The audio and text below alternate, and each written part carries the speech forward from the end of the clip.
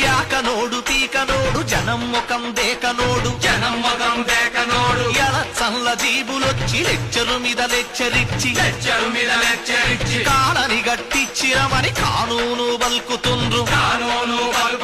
కోళ్లగూడు కొంప గట్టి కోట్లు మింగి కూసుండ్రు దసరా పండగచ్చిందని రాక రాక అల్లుడస్తే ఆను మగలు ఇద్దరింట మసలరాదు మెసలరాదు